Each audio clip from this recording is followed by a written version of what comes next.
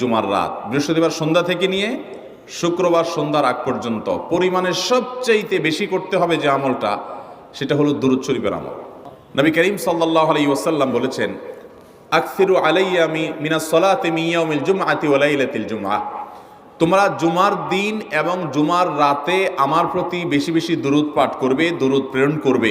ফাইন্না সালাতাকুম মা'রুদাতুন আলাই, কারণ তোমরা যে দুরূদ পাঠ করো এটা আমার কাছে পেশ করেন আল্লাহর ফেরেশতারা, এবং রীতিমতো নামধাম সহকারে আল্লাহর একদল ফেরেশতা নিয়োজিত আছে। তারা বলেন, আল্লাহ, হে আল্লাহ রসুল, আপনার অমুক উম্মত, অমুক অনুসারী, আল্লাহর অমুক বান্দা পৃথিবীর অমুক প্রান্ত থেকে, অমুক দেশ থেকে, অমুকের সন্তান, সে আপনার প্রতি দুরূদ পেশ করেছে জুমার দিনে, জুমার রাতে বা অন্য সময়ে।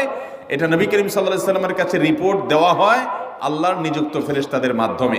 এই জন্য শুক্রবার দিন এবং রাত, অর্থাৎ বৃহস্পতিবার সন্ধ্যা থেকে নিয়ে শুক্রবার সন্ধ্যা পর্যন্ত